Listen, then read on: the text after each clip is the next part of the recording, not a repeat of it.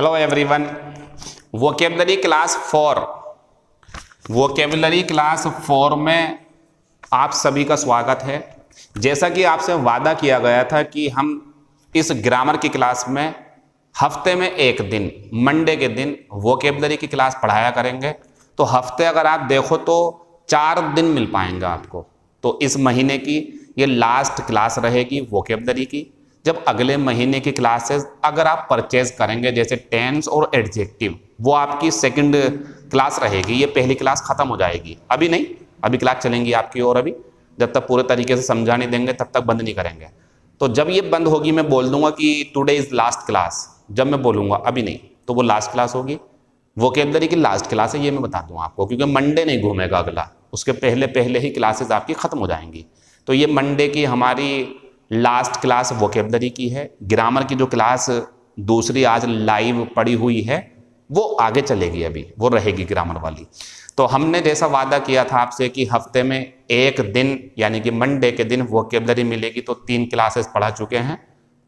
कोई 1.5 घंटे, सवा घंटे, 1 घंटे 50 मिनट की है। अपना मटेरियल हमें देखना होता है कि इतना हो गया कि आज हम याद कर लें, इतने पर रोक देते हैं हम। तो हमने आपसे वायदा किया था कि हम आपको बताएंगे मेन वर्ब के साथ में जब कोई प्रीपोजिशन हो। ध्यान दे जरा बोर्ड पे। मेन, ये वादा हुआ था हमारा आपसे लास्ट टाइम जब मैं आपको ट्रांजिटिव वर्ब पढ़ा रहा था। तो मैंने कहा था मेन वर्ब के बाद ऑब्जेक्ट है तो वर्ब ट्रांजिटिव, और ऑब्जेक्ट नहीं है तो इंट्रांजिटिव। वहां मैंने बताया था कि मेन वर्ब के बाद एडजेक्टिव हो, मेन वर्ब के बाद एडवर्ब हो तो ऑब्जेक्ट नहीं होता। फिर ये बताया था मेन वर्ब, अब मेन मुद्दा आ गया, मेन वर्ब के बाद प्रीपोजिशन हो अगर, और ये साथ में मिल करके फ्रेजल वर्ब कहलाएं, तो यहां रखा हुआ नाउन जो है वो ऑब्जेक्ट होता और ये पूरी ट्रांजिटिव फ्रेजल वर्ब होती है।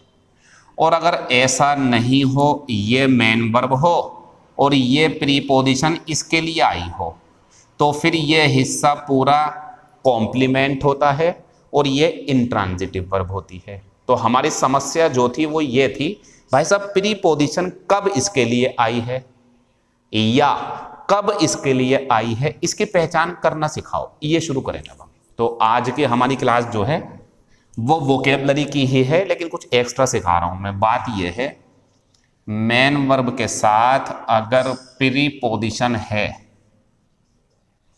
मेन वर्ब के साथ अगर प्रीपोजिशन है तो कब हम इसे फ्रेजल वर्ब कहेंगे या कब हम इसे सिर्फ प्रीपोजिशन कहेंगे।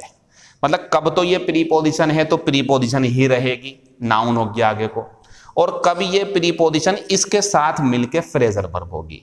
तरीका ये है, अगर हमारी मेन वर्ब है कोई, इसका कोई अपना अर्थ है, तरीका देखना शुरू हो गया, अपना अर्थ, जैसे गो मिस जाना, कम मिस आना, देखते रहे ना, गो मिस जाना, कम मिस आना, रन मिस दौड़ना, कैच मिस पकड़ना, ब्रेक मिस तोड़ना, लुक मिस दिखना, वॉच मिस देखना। अगर इसका अपना अर्थ है कोई, जो भी अपना याद होगा आपको, डांस मिस नाचना, और आपको लगे कि प्रीपोजिशन के लगने से इसका अपना अर्थ चेंज नहीं हुआ। प्रीपोजिशन लगाई लेकिन ये अब भी जाना आना जो भी था अपना, इसका अर्थ वही रहा अगर, तो ध्यान रखना ये मेन वर्ब है, ये प्रीपोजिशन आगे वाले को जोड़ने के लिए आई है, ये फ्रेजल वर्ब नहीं है, ये फ्रेजल वर्ब नहीं है, ये फ्रेजल वर्ब नहीं है। क्यों? अर्थ चेंज नहीं हुआ इस शब्द का। दूसरी बात, अपना अर्थ है इसका कोई, दूसरी कंडीशन शुरू हो गई। अब अपना अर्थ है इस मेन वर्ब का, और मेन वर्ब के साथ प्रीपोजिशन के लगने से इसका अपना अर्थ चेंज हुआ। अभी ये समझाऊंगा चेंज होना क्या है। तो फिर आप समझ जाना, फिर ये मेन वर्ब इसके साथ पूरी है और ये इस टाइम पूरी फ्रेजल वर्ब है और यहां रखा हुआ नाउन ऑब्जेक्ट होगा। तो अगर मेन वर्ब इस प्रीपोजिशन के आने से अर्थ चेंज कर दे तो ये फ्रेजल वर्ब, और ये मेन वर्ब इस प्रीपोजिशन के आने से अपना अर्थ चेंज ना कर पाए तो ये सिर्फ मेन वर्ब और ये अलग चीज है। वो लिख दिया मैंने ऊपर बोर्ड पे, सब बातें नोट करते चले आप अपनी कॉपी पे जो जो मैं बोलता जा रहा हूं। अब दिखाते हैं आपको कुछ फ्रेजल वर्ब। मैं बताता चलूंगा आपको। एग्जाम्पल है जैसा मैंने, ही वेंट टू टेम्पल, एक सेंटेंस। ही वेंट दूसरा सेंटेंस। तीसरा है he went through the letter, तीसरा सेंटेंस। हिंदी में बताऊंगा। अच्छा बात आती है भाई साहब ये तो आप बता रहे हो, तो हम ही तो बताएंगे आपको। अब क्या होगा आपको ये ध्यान रखना, जिस शब्द को मैं फ्रेजल वर्ब बोल दूंगा उसे याद कर लेना आप, समझाऊंगा भी। देख लेते हैं। ही वेंट टू टेम्पल, जरा इसकी हिंदी सुनो आप। वह मंदिर नाचा, वह मंदिर पूजा करी, वह मंदिर गया। गया और ये वैसे भी गया होता, यानी कि ये सिर्फ प्रीपोजिशन है और ये कॉम्प्लीमेंट है और ये हमारी मेन वर्ब है, फ्रेजल वर्ब नहीं है। नहीं है फ्रेजल वर्ब।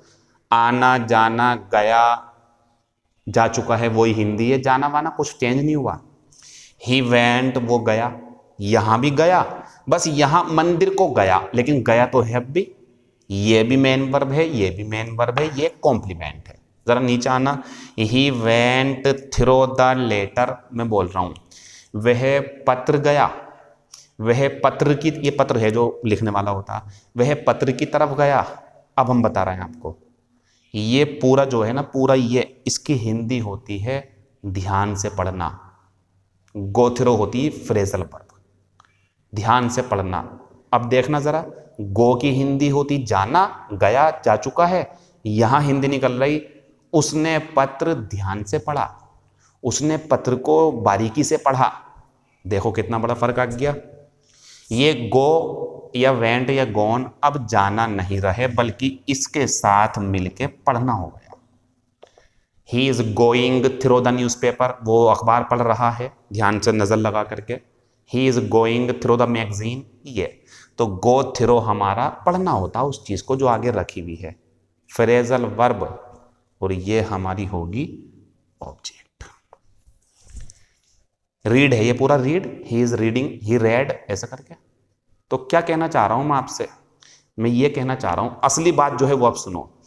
मैं ये कहना चाह रहा हूं आपसे, लिखा हुआ है सब बोर्ड पे, मैं ये कहना चाह रहा था भैया आपसे कि एक मेन वर्ब है और बाद में प्रीपोजिशन है, तो वो पक्की फ्रेजल वर्ब होगी ना, या वो पक्की फ्रेजल वर्ब नहीं होगी ना।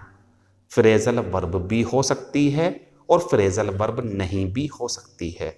इसका डिसीजन कैसे लेंगे, याद करेंगे। याद क्या करेंगे, इसे याद करो। गो थ्रो होता पढ़ना, लुक आफ्टर होता देखभाल करना, टेक आफ्टर होता किसी की तरह दिखाई देना, लुक फॉर होता है जांच तलाश करना, लुक इनटू होता है जांच करना, लुक अप होता है डिक्शनरी में कहीं कोई शब्द देखना, लुक अप टू सम्मान करना, ब्रेक डाउन कार या किसी वाहन का खराब हो जाना। ब्रेक डाउन का दूसरा मीनिंग अचानक बीच में बेहोश हो जाना, मैं पढ़ा रहा हूं गिर जाऊं मैं ब्रेक डाउन हो गया। ब्रेक इनटू मैंने बता दिया था, कोमल लगाना। बैक आउट सपोर्ट करना, समर्थन करना। आंसर फॉर उत्तरदायी होना, अकाउंट फॉर जवाबदेही होना। ये सब क्या बोली मैंने, carry on, keep on, carry out, सब फ्रेजल वर्ब हैं। पेपर में फ्रेजल वर्ब 2 नंबर की आती है अगर 100 नंबर का पेपर है। अगर 50 नंबर का पेपर है तो 1 की या 2 की आती है, लेकिन कितने नंबर की आती है ये तो कभी सोचना ही नहीं है, सीखना है सब कुछ। तो फ्रेजल वर्ब आपकी वोकेबलरी की जो क्लास मैंने शुरू करी है उसमें सिखाएंगे। अगर हमसे सीखनी है तो, आपको सीखनी है तो आप अपने गूगल पे डालें फ्रेजल वर्ब, आएंगी, लिख देना phrasal verb in Hindi, phrasal verb आएगी, हिंदी आएगी। अपनी सेल्फ स्टडी करोगे तो 2 फायदे, खुद से सीख रहे हो तो लंबे समय तक याद रहेगी, पैसे भी बच जाएंगे आपके, और हमसे सीखना है तो आपको पता ही हमने क्लास शुरू करी है एक, तो वहां सीख लेना आप। फिलहाल ये आज की क्लास हमने सिखाई है आपको कि मेन वर्ब के साथ प्रीपोजिशन का होना ये गारंटी नहीं है कि वो फ्रेजल वर्ब बना लेगी। क्या गारंटी है? मेन वर्ब की हिंदी आपको याद है और प्रीपोजिशन लग गई, आपको लग रहा है यार हिंदी तो चेंज हो गई इस मेन वर्ब की, पहले कुछ और था, जाना अब पढ़ना हो गया, तो ये फ्रेजल वर्ब है। हिंदी चेंज नहीं हो रही उस मेन वर्ब की तो वो फ्रेजल वर्ब नहीं है, इससे बढ़िया कोई तरीका नहीं है।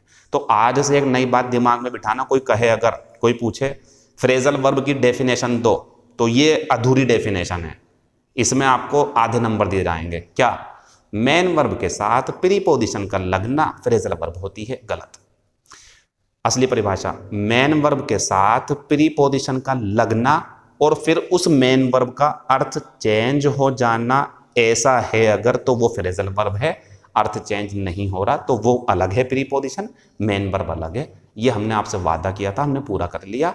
अब आती भाई साहब सीखे तो है नहीं, ये याद करेंगे हम याद करवाएंगे। जैसे सुन लो, गो थ्रो फ्रेजल वर्ब है, ब्रेक इनटू फ्रेजल वर्ब है। हिंदी सबकी लिखवाऊंगा मैं आपको, इस क्लास में भी करवाऊंगा मैं। हाँ रुको, ये फ्रेजल वर्ब क्या होती हैं, कैसी हैं, याद करेंगे। ईडियम्स ये इसमें भी आएंगी क्लास में, लेकिन पता नहीं कब आए, वजह क्योंकि हफ्ते में एक क्लास है।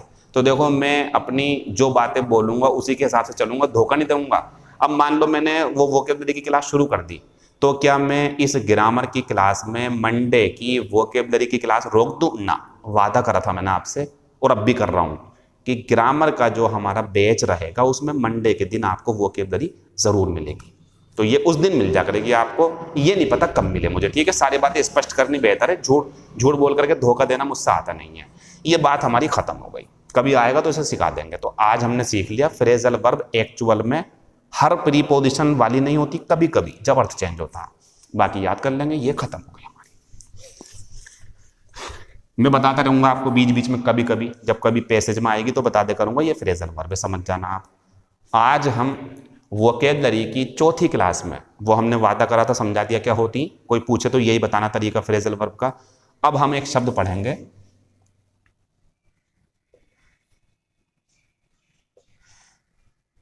इसका मतलब होता है किलिंग, हत्या या मर्डर। जैसे परिवार में ही एक दूसरे की हत्या कर देते हैं, राजा होते हैं उन्हें पता, जैसे राजा है एक, उसका छोटा भाई है और राजा के एक लड़का है, तो उसे पता है चाचा को कि यार ये लड़का जो है वारिस है, ये राजा बन जाएगा, अगर वो नहीं हो तो मैं बनूंगा। उसे मार देता है वो भतीजे को अपने। ये जो मार दिया इसने, नेपोटिसाइड कर दिया इसने, सब बताएंगे, लिखे हुए मेरे पास ये। तो साइड मीन्स हत्या। कैसी हत्या? जैसे आप जब अपने जंगल में मम्मी पापा के साथ, ये पापा हों आपके और खेती करने जा रहा हूँ, तो वो बाजार से लेके आते होंगे इंसेक्टिसाइड, जर्मिसाइड, घर में होता है जर्मिसाइड जो डालते हैं आप, फंगीसाइड फंगस भगाने के लिए, फोर्टिसाइड आता है बच्चों को मारने के लिए। तो अलग अलग हत्याएं हैं, तो शब्द अलग अलग हैं। तो आज आपको हत्या से संबंधित शब्द सिखाएंगे, वो ये हैं जो बोर्ड पे लिख रहा हूं मैं, देख लेंगे। देखो अभी तक हमने जो सिखाए थे ना आपको, जैसे कि बाई, जैसे कि मोनो, ये एक होता, ये दो, जैसे कि ट्राई, जैसे कि क्वेड, और भी थे ये सिखाएं। तो ये शुरू में थे, ये लास्ट में आता, लास्ट में ये सफिक्स है।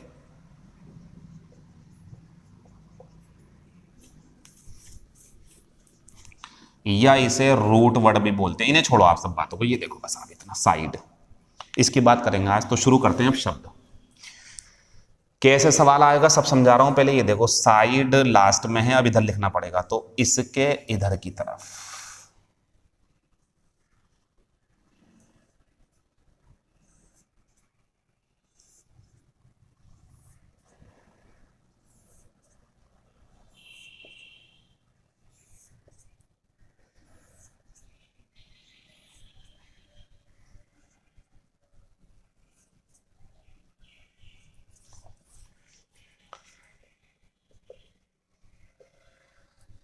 राजा की हत्या, साइड दिखा रहा हूं यहां भी, यही लिख दिया मैंने, ठीक है। रेजिसाइड, याद करने का तरीका, रेजी राजा, राजा की हत्या। अब इसे ऐसे नहीं करूंगा गोल, वरना जगह ज्यादा हो जाएगी, तो ध्यान रखते चलेंगे जरा सही से। किंग लिखा हुआ है राजा, अगर लिखा हुआ है फादर तो फादर, देखो किंग की हिंदी राजा तो रेजिसाइड, फादर की हिंदी पिता तो पेट्री, PATRICID, पेट्रीसाइड, पिता, पिता की हत्या। और अगर मां की हत्या कर दी जाए तो मेट्री, मां से माता तो मेट्री साइड, लास्ट में साइड बस शुरू में लग जाएंगे ये, रेजी, पेट्री, मेट्रीसाइड। और अगर दोनों की मिला दें, पेरेंट्स कर दें, पेरेंट्स, माता पिता की हत्या, तो दोनों का बन जाएगा पेरी। ध्यान दें, पेट्री उसमें भी टी था क्योंकि माता पिता, लेकिन पेरेंट्स में से पेरी, डबल आर है इसमें, टी नहीं है, पेरीसाइड। अगर दोनों को मार दे तो पेरी, मां को मार दे मेट्री, पिता को मार दे पेट्री। अगर भाई को मार दे तो आता फिरेटरी, फिरेटरीसाइड, भाई की हत्या। ये सवाल आएगा आपके सामने, आंसर ये है। सवाल कैसा आएगा, मर्डर ऑफ ए किंग, तो आंसर हो गया regicide. Murder of A brother तो फ्रेटरीसाइड। अब ये जो फ्रेटरीसाइड है ये क्यों निकाला गया, फ्रेटरी क्यों आया, यहां देखो साइड में नोट कर लेना, इसे नया शब्द है ये, फ्रेटर्निटी। ये फ्रेटर यहीं से निकाला है इन्होंने, यहां देखेंगे ये होता है भाईचारा। कहते नहीं है हिंदू मुस्लिम सिख ईसाई, या जो है किसी जगह पर कंपनी में या किसी मजदूर वर्ग को मिलजुल के रहते हैं, वो उनमें बहुत भाईचारा है, फ्रेटर्निटी है उन सब में, तो फ्रेटरीसाइड यहां से लिया गया। ये हो गई भाई की हत्या। अगर बहन की हत्या हो तो कर देंगे सोरोरीसाइड, सोरोरीसाइड। अगर बच्चा या बच्चे ज्यादा, एक बच्चा हो या ज्यादा बच्चों को, अपने अपने बच्चों को मार दिया अगर, तो ये होता है हमारा फिलीसाइड, फिलीसाइड। और अगर बीवी को मार दिया मतलब वाइफ को, तो इसके लिए आता है अग्जोरीसाइड, अग्जोरी, अग्जो। फिर दो शब्द हैं, एक यहां देखो शब्द नया, अगर हो जाए कहीं पर अग्जोरियस, अग्जो लिखा हुआ देखो, ये अग्जोरी, वो अग्जोरियस, तो देखो ये होता पत्नी की हत्या, और ये होता है बीवी को बहुत अधिक प्यार करने वाला, ये अग्जोरियस है, जो बीवी को बहुत प्यार करता है, जो ज्यादातर होते हैं, तो अग्जोरियस। और इसका उल्टा भी है, दिमाग घूमता तो फिर ये भी कर देता वो, मजाक की बात है, लेकिन इसमें बड़ी खतरनाक सजा भी है। तो वो प्यार करने वाला बहुत ज्यादा, एडजेक्टिव है वो, ये एक काम है, ये सब नाउन है जो चल रहा है, ये जितने भी चल रहे हैं आज सब नाउन है, ये सब नाउन जितने भी आएंगे वो एडजेक्टिव है, और ये नाउन था, वो अग्जोरियस हो गया।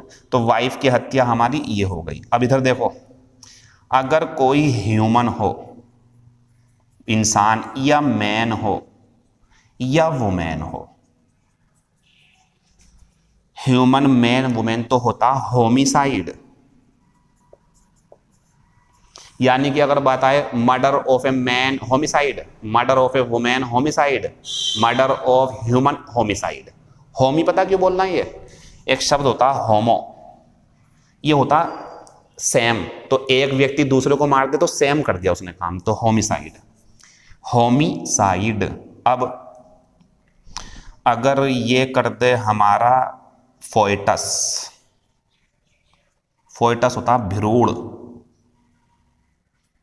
तो ये होती फोइटिसाइड, फोइटिसाइड। एक होता इन्फेंट, ये होता शिशु, तो ये होती है इन्फेंटिसाइड। इन्फेंटिसाइड शिशु हत्या, भ्रूण हत्या, नर हत्या, बीवी हत्या, ऐसे बन जाएंगे सारे, बच्चे हत्या ऐसे करके। अच्छा, इन दोनों में फर्क सुन लो आप, फोइटस और इन्फेंट दोनों ही सब, वैसे तो सब के सब क्राइम है, ये अपराध है, लेकिन इन दोनों में फर्क सुनो आप।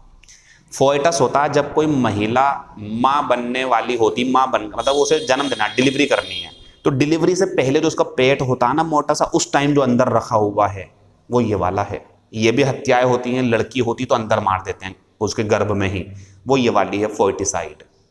और ये इन्फेंटिसाइड है जब वो बच्चा बाहर आ जाएगा, शिशु बाहर जन्म ले लिया उसने, दुनिया में आ गया, अगर तब मारेंगे तो इन्फेंटिसाइड। दोनों में फर्क है, फोइटिसाइड और इन्फेंटिसाइड। ठीक है, मैं और देख लेता हूं क्योंकि ध्यान नहीं रहता फिर इसमें। ये हो गया हमारा। एक शब्द और देखो, जब ग्रुप एक बड़े समूह को या पूरी रेस होती जाति, पूरी जाति को मार दिया, पूरे ग्रुप को मार दिया, तो उसे बोलते हैं हम जीनोसाइड। जी से ग्रुप और जीनोसाइड। पेपर ले लेते हैं हम हाथ में। इसके बाद में एक शब्द है इंसेक्ट। कीड़े होते हैं ये, कीट, किसी किसी की हिंदी लिख रहा हूं, बाकी तो आपको पता है। तो ये हो गया हमारा इंसेक्टिसाइड,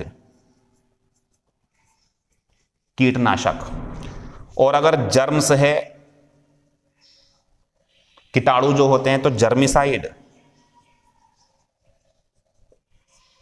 तो ये वो आते हैं खेत में डालने के लिए, जो खाद आता है उस टाइप का होता है ये। तो ये हमारे सारे लिखे हुए हैं, अगर आपको नहीं दिख रहे हो तो मैं बोल दूं, रेजी REGI साइड, पेट्रीसाइड, मेट्रीसाइड, पेरी PARRI पेरीसाइड, फ्रेट्रीसाइड, सोरोरिसाइड, फिलिसाइड बच्चों की हत्या, अक्सोरिसाइड, होमिसाइड इंसान को मार देना, फोइटिसाइड फोइटस की, इन्फेंटिसाइड शिशु की, ये इंसेक्ट है कीड़ा। तो इंसेक्टिसाइड, जीनोसाइड, जर्मिसाइड, जर्मिसाइड और जीनो ग्रुप, ये पूरी जाति को मार देना। और भी हैं अभी,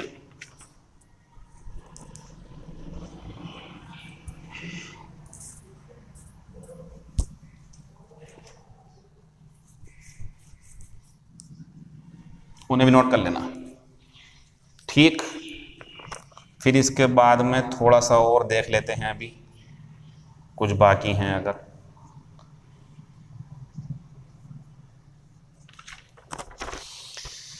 ठीक है, फिर आता है सुसाइड। ये होती है सेल्फ, खुद की हत्या। सुसाइड जहां ये आएगा ना, सुसाइड, ये होती है खुद की हत्या, सुसाइड, आत्महत्या बोलते हैं जिसे। एक आता है नेपोटिसाइड, बहुत बेहतरीन शब्द आ गया ये। नेपोटिसाइड होती है नेफ्यू, लिख देना आगे को भतीजा, भतीजे की या भांजे की हत्या, ये होता है नेपोटिसाइड। अब नहीं है ये, लेकिन पुराने टाइम में जो राजा महाराजा होते थे उस टाइम पे बहुत होती थी ये। पता क्या होता था, दो भाई हैं, एक राजा है, अब ये मरेगा राजा तो इसे मिलेगी गद्दी, लेकिन इसके बेटा हो गया तो इसका खतरा हो गया अब गद्दी का, इसे मार देगा ये वाला, मतलब वो अपने भतीजे को मार देगा, बन जाएगा नेपोटिसाइड। और आजकल तो चर्चा का विषय बना हुआ है ये शब्द, ये वाला जो मैं साइड में दिखाऊंगा, इधर देखेंगे। एक शब्द है हमारा नेपोटिज्म, इसकी हिंदी लिख लेना आप। नेपोटिज्म होता है भाई भतीजावाद, मतलब रिश्तेदारों को काम देना, रिश्तेदारों को आगे बढ़ने के मौके देना, टैलेंट को दबा दिया। पता नहीं है नहीं है, लेकिन ये शब्द है दुनिया में, नेपोटिज्म, भाई भतीजावाद इसे बोलते हैं। नेपोटिज्म रिश्तेदारों को आगे बढ़ने का मौका देना, राजनीति में भी होता है वैसे भी होता है। तो ये हो गया हमारा इतना, और क्या रह गया देख लेते हैं, एल्गीसाइड। इसका आगे दिखा देता हूं मैं, ये होता एल्गे, और ये होते हैं समुद्र में शैवाल, शैवाल की हत्या, इससे मछली मर जाती है जब शैवाल खत्म होते हैं। तो एल्गेसाइड, मछली नहीं मारते इसमें, शैवाल को मारते हैं। एल्गेसाइड हो गया। फंगीसाइड, फंगस, एक मिनट रुको इसे दिखा देता हूं यहां पे मैं। फंगस, फंगस होती है फफूंदी, फंगस मारेंगे अगर तो फंगीसाइड, और इसकी ज़रूरत आपको तब पड़ सकती है जब आपके यहाँ या अंडर जो आर्म्स होते हैं वहाँ पर जब आपके गंदगी लगने से खुजली होती है तो आपको फंगस हो जाती है। उस टाइम फंगिसाइड चाहिए फिर आपको ट्यूब के रूप में। फंगिसाइड हो गया ये। फिर एक शब्द और था इसमें, वो मुझे अभी मिला नहीं है।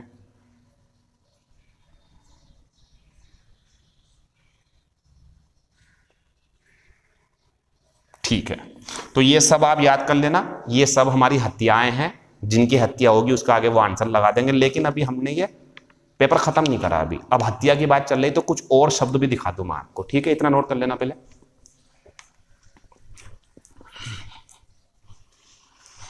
अब हत्या से संबंधित ही कुछ शब्द और हैं, जैसे एक अगर मैं रखना चाहूं तो इसमें आया मेरे सामने एपिटाफ। बहुत पूछते हैं इसे। ये होता है समाधि लेख। आराम से समझाऊंगा, आप नोट कर लेना। कोई व्यक्ति मर जाता है जब, तो उसकी कब्र बना करके, ग्रेव या टूम या ग्रेव कब्र होती है ये, उसकी कब्र के ऊपर जो लिखा होता इतने टाइम इन्होंने जन्म लिया था, इतने टाइम में मर गए, इन्होंने ये काम करा। वो जो लिखा हुआ है ना उसकी कब्र के ऊपर, वो जो लिखे हुए शब्द हैं, उस काम को बोलते हैं जो करा गया एपिटाफ। एपिटाफ है वो, ठीक है, समाधि लेख। फिर दूसरे नंबर पे हम आते हैं तो एक शब्द होता है मोर्चुरी। बहुत बढ़िया वोकेबलरी चल रही बोर्ड पे ये। और इस जैसा ही एक शब्द और है मॉर्ग। अब इन दोनों की हिंदी देखोगे तो आप चक्कर में पड़ जाओगे। ये भी मुर्दा घर और ये भी मुर्दा घर, दोनों मुर्दा घर, मतलब जहां लाश रखी जाती है, लाशें रखी जाती हैं जहां पे। लेकिन दो क्यों हैं ये तो देखेंगे। फॉर पोस्टमार्टम, पोस्टमार्टम की स्पेलिंग याद कर लेना, पेपर में आती है ये। जिस शब्द के ऊपर मैं स्टार बनाऊंगा ना, ऊपर स्टार, तो समझ जाना वो स्पेलिंग में पूछ सकता है। तो POST पोस्ट, MOR मोर, TEM पोस्टमार्टम होती है शल्य चिकित्सा। यानी कि जब मर जाता है कोई व्यक्ति तो उसके जो अंग निकाल के या चेक करते हैं कि क्यों मरा, तो उसे बोलते हैं पोस्टमार्टम। तो मोर्चुरी मुर्दा घर, मतलब जब लाश को पोस्टमार्टम के लिए रखते हैं तो जो वो जगह होती बना हुआ घर, कमरा जैसा, वो होता है मोर्चुरी। और ये होता है फॉर आइडेंटिफिकेशन, पहचान के लिए। आपने देखा होगा टीवी में एक्सीडेंट हो गया या मर गया कोई, तो वो एक कमरा होता, पहचान करवाते हैं, वो उसे खींचते हैं इस तरीके से अलमारी को, लाश निकल कर आती है, या रखा होता तो कहते हैं पहचानो, कपड़ा हटाते हैं, वो कहते हैं पहचानो कौन है, अरे ये तो हमारा नहीं है या वो है हमारा। वो जो प्रक्रिया उस कमरे में चल रही है वो कमरा ये वाला है, मॉर्ग। फिर वहां से हटा के उसका पोस्टमार्टम होगा दूसरी जगह, तो वो जो जगह होगी वो मोर्चुरी। तो दो शब्द हैं, वन वर्ड कैसा आएंगे। ए प्लेस, बताना कौन सा पूछ रहा हूं। ए प्लेस ऐसा स्थान, वेयर डेड बॉडीज, दोनों में रखी जाती हैं, dead bodies are kept for identification, तो ये फॉर पोस्टमार्टम, तो ये दो स्थान हैं ये दोनों। 4 नंबर पे फिर हमारा आता ओबिचुरी। ये बहुत बेहतरीन शब्द है।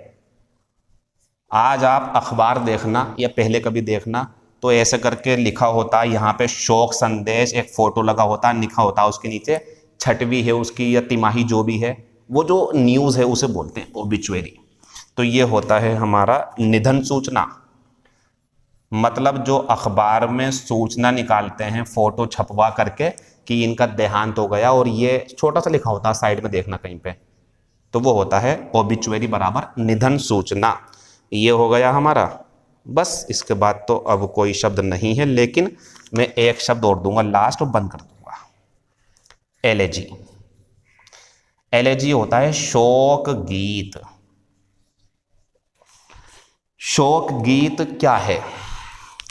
जब कोई व्यक्ति मर जाता है तो उसकी कब्र पर या कब्रिस्तान के बाहर बैठ करके जो उसकी प्रशंसा में गाना गाया जाएगा। पुराने टाइम में बहुत करते थे ये, अब तो नहीं होता खैर। तो वहां उसकी प्रशंसा करते हुए गाने की आवाज में गाते थे, ऐसा था ये वो ऐसे करके। वो जो है तो वो दुख में, लेकिन तारीफ करेंगे उसकी, दुख में गाएगा रोता हुआ, तो वो होता है हमारा शोक गीत एलेजी। तो आएगा a song sung by a person on anyone's death या एट एनीवन्स डेथ, किसी की मौत पर जो गाना गाया जाएगा वो होता है एलेजी। आज के हमारे शब्द ये जितने भी मैंने आपको बताएं बहुत ज़रूरी हैं, पढ़ लेना सही से। क्लास कभी छोटी कभी बड़ी होती है, इस बात से मतलब नहीं होता, मतलब होता कि वर्ड पावर या मटेरियल कितना मिल गया। आगे जो मंडे की क्लासेस आएंगी, हो सकता है कि वही मंडे वाली क्लास वोकेबलरी की 1.5 घंटे की हो जाए, या 40 मिनट की, या 50 मिनट की। इसे आप एंजॉय करें। ये आपकी वोकेबलरी को बढ़ाने वाले, आपकी वोकेबलरी की ताकत बढ़ाने वाली क्लासेस हैं। और अगली क्लासेस हमारी जो रहेगी कल की, यानी कि ट्यूसडे के दिन, वो ग्रामर की रहेगी। बाकी एक वोकेबलरी की क्लास शुरू हो रही है, उसके बारे में मैं कुछ नहीं कहूँगा। 2 डेमो क्लासेस में दिखाऊंगा आपको, आराम से देखें समझें। काम की है तो ज्वाइन कर लेना, वरना कोई बात नहीं। फीस कम रखी गई है इस वजह से, क्योंकि मैं जानता हूँ जब आप डेमो देखेंगे तो आपको ज़रूरत लगेगी, और आपके पास 2 बैच होंगे, एक ग्रामर और एक वो। एक भी छोड़ोगे तो परेशानी पड़ेगी शायद आपको, तो दोनों ले लो आप बैच, इसलिए उसकी फीस कम कर दी। वरना अगर उसकी फीस सही से मैं बताऊं आपको, जो मटेरियल में कराऊंगा, 500 रुपये महीना भी कम है। लेकिन कोई बात नहीं, आप एंजॉय करें। आप ये भी पढ़ रहे हैं, वो भी, तो अपनी पढ़ाई पे ध्यान दो आप ज़्यादा, ठीक है। All the best, see you in next class. सबको याद कर लेना, टेस्ट में पूछूंगा, जो मैं लास्ट में जब आपका ये बैच खत्म करूंगा, मतलब ये बैच का मतलब सिलेबस जब पूरा हो जाएगा, खत्म नहीं, बैच तो दूसरा शुरू होगा फिर इसके आगे का। तो जब ये हो जाएगा तो मैं सब सुनूंगा आपसे एक टेस्ट के माध्यम से। Thank you, all the best.